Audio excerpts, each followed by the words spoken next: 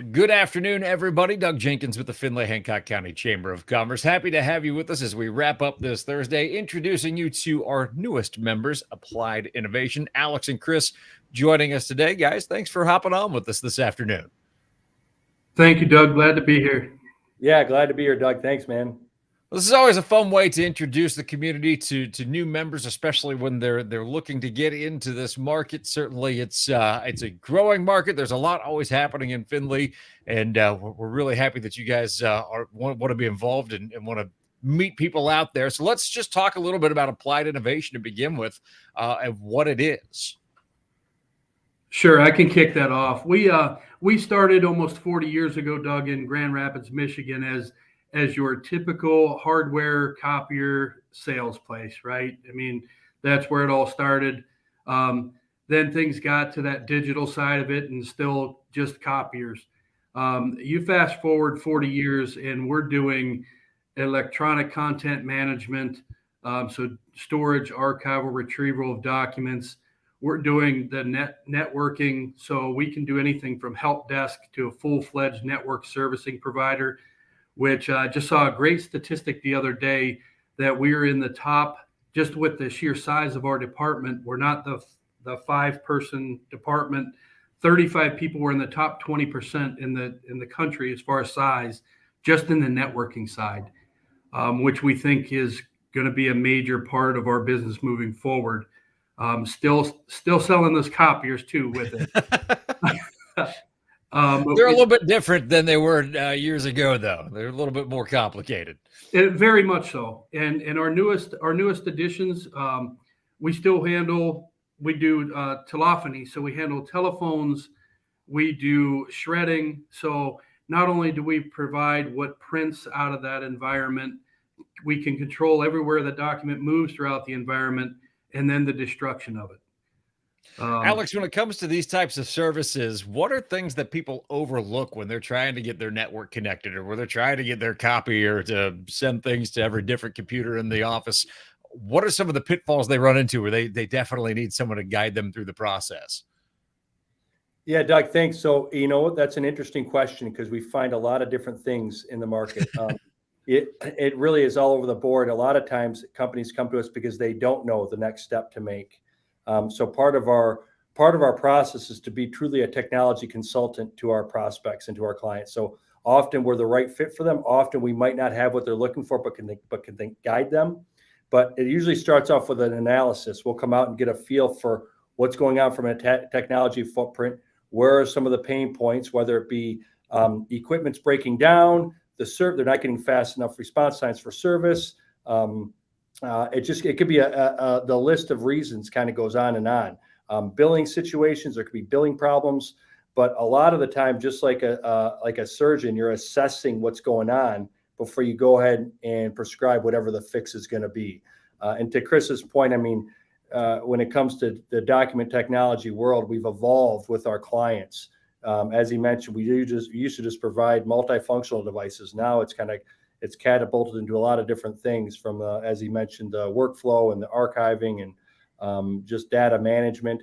But our job is to come in and try to be a good technology consultant to figure out where is the client trying to go, what are they trying to do, from multifunctional systems to the networking aspects to every aspect, and what's the right move, what's the right solution, what's the outcome they're looking for, and then we build a custom program just for them, specific to their needs. It's you mentioned that initial analysis, and I feel like that's, again, the biggest part of the equation, because Absolutely. There's not a one size fits all solution. Every business, even if they're similar sizes and in similar industries, I would imagine have different complications. 100%. That's you actually just answered it for yourself. What I would have said is, we don't know until we walk in. I mean, the first thing that we do, it doesn't matter what we do. Like, hey, here are all the things we're right, until we understand what our prospect is going through. So our first meetings is really just an introduction. Hey, tell me how your business operates today. What are you doing? What are some of the challenges you're seeing? What's working really well? And then we build a program around those needs. We can fill in, to Chris's point, from our technology aspect, our IT structure. A lot of times they need us to be their complete IT department. Other times they need us just to come alongside their current IT department and help with some strategic pieces. Obviously, from the multifunctional side of the house, we're a Ricoh and Canon provider as well as HP. But Ricoh and Canon multifunctional systems, the two of those make up a 55% of the market share globally, and we provide both of those manufacturers. We've been with Ricoh now for 37 years. We're the largest provider of Ricoh equipment in the nation. We're the 9th largest provider of Canon equipment in the nation. Go ahead, Doug. Oh no, I was going to put you guys to the test right now. Actually, Sure. quick analysis. Do people still use fax machines? And is there a case to still use fax capabilities? So yes, they do. Healthcare is huge for using. Oh yeah. Fax. But you know what, Doug? A lot of the times I run into situations where we're in customer A, and they say they need faxing, they need it, and you find out why, right? Initiatives. It's an initiative-driven business. Whatever your initiatives are, wherever we can fill a void, we show you where we can do that. And that answer comes because customer B, our largest client, that's the only way they do business. And we happen to be the provider of A and B. So we get A and B to talk. And in that situation, yes, we avoided and kind of got rid of the faxing for both companies. But there are several. Education, healthcare are two that I just don't see it going away for the time being. Yeah. I didn't even think about the healthcare case. Go ahead, Alex. Yeah, no, there's a timestamp portion of it too, from a legality aspect, that still in the court of law, faxes that have been time-stamped still have a merit to them. But it's slowly going away. There's a lot of different ways still to accomplish faxing that isn't your traditional dial-up fax. There's fax server. I mean, most of our faxing solutions have a fax server set up behind the scenes. So there's only a couple of lines coming in, but there's a server for the entire organization that allows you to receive your faxes, at your laptop. It could be sent to a device securely. There's a lot of different ways still to accomplish what traditional faxing is, but uses technology around it to make it a little bit more beneficial for the end user. See, this is why analysis is so important. Here I am making a joke about fax machines, and you guys are laying out the behind fax machines. So, man, you teed well that done, one up, Chris dude. and Alex. Well done. One of the things that really piques my interest is the automation aspect of being able to do the things that you're able to do. When it comes to the services you provide, what are we talking about when it comes to automation, and why is that a big benefit for businesses? I'll tell you. So it can be and when we think of automation, everybody has their own definition. Automation to us could be as simple as a workflow within your environment that may automatically send an approval structure, right? We just went through one 15 minutes ago for something we do internally, that a sales representative submitted it to me. I approved it. 20 seconds went to Alex, approved it, and so on and so forth. Some folks actually consider just the routing scans as automation. We can take it as far as enormous systems actually having bots looking for specific information to forward to individuals or workflows and things like that. So it's kind of a loaded question because it's all in the eye of the beholder. Right. Are we just routing documents, or are we truly routing workflows? And we can accomplish all of them. Let me piggyback on what Chris said to give you the go ahead. What he just said, to give you a real life example. What he just said about the process. We have we're partnered with a few big events in the area, Toledo and in Detroit, the Red Wings, the Lions. We've got a few different things like that. So we have a ticketing system where we allow tickets for clients, tickets for prospects. The old process was we'd fill out the sales professional would fill out a slip that said, I want to send this client to this game or this event. That then document, hard copy, would have to make its way to Chris. Chris would have to sign it. He would then have to inter-office mail that over to one of our headquarters for either myself or one of my counterparts to see it, to officially approve it and say, yes, this is approved. Then that goes to our marketing department for them to actually see the physical sheet of paper and then assign the tickets. Right there could have taken, on the short end, 2.5 days, most likely 7 days.